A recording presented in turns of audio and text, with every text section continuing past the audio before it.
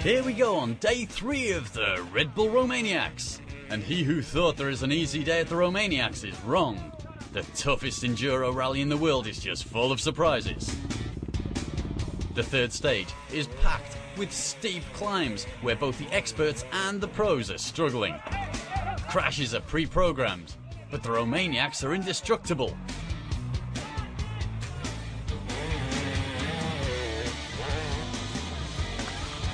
The early morning birds have to fly 140 kilometers. That's not so long, but it's very difficult to navigate. Chris Birch gets a few navigation hints from the old fox, Frans Verhoeven. He's 16 minutes behind, so he certainly has to attack today to catch up with Jarvis and Forster. He pushed both his bike and himself to the limit.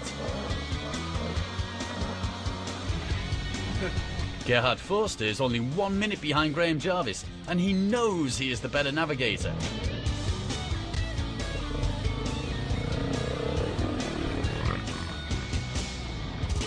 Although Jarvis started shortly after Forster, the first navigation problems came quicker than he thought.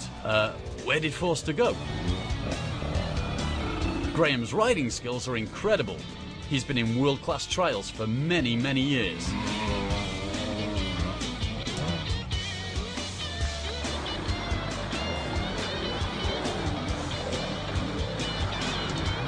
However, at the first checkpoint, Birch showed up right behind Forster. Clever Chris is still using the German GPS machine.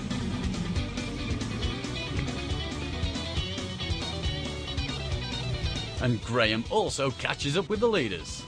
So it's the same scenario as yesterday. BMW rider Gerhard Forster navigating, with Chris and Graham following along behind. Attacking when there's a bend is an easy thing, so from time to time, the guys did try to overtake Gerhard. Unfortunately, Gerhard smashed his gearbox on a rock and was stuck in first gear. He had no chance to repair the gearbox, as to do it, the mechanics must take out the complete motor. This must be the big chance for Birch and Jarvis. Graham Jarvis did the steep downhill in proper fashion and crossed the line first.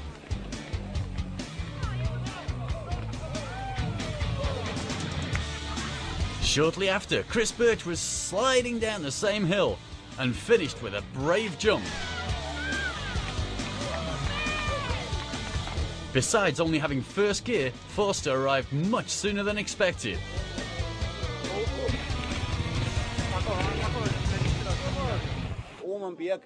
Up on the mountain it was so foggy. Suddenly we were all together. And as we reached the checkpoint at the top, I was first, even though I'd only got first gear. I'm thinking of charging the other guys for my services as a guide, as they just follow me all the time. Me, Gerhard and Graham just rode along. Also the mountains, it was just about maybe 10-20 metres visibility right in the tops and freezing cold. So we just kind of plodded along. At that point I didn't realise Gerhard was stuck in first gear, because we were going that slow, it wasn't even a disadvantage for him. And then we worked out, or I noticed that he couldn't change gear, and we were still following him. I thought it just didn't seem right to me just to follow him and use his navigation skills. I felt like I wanted to ride my own race a bit more. So I bolted off and then got lost straight away. Really hard to navigate. I kept getting lost, so I followed Chris and Forster. That helped. But then Forster had a problem with his brakes, so I had to just go as fast as I can. And then Chris lost me because I've no brakes, bent the front disc on it. And the back brake's gone also. The top 3 did the stage in around 6 hours, whereas the back markers needed over 10 hours. Stay tuned for tomorrow's all-important final stage.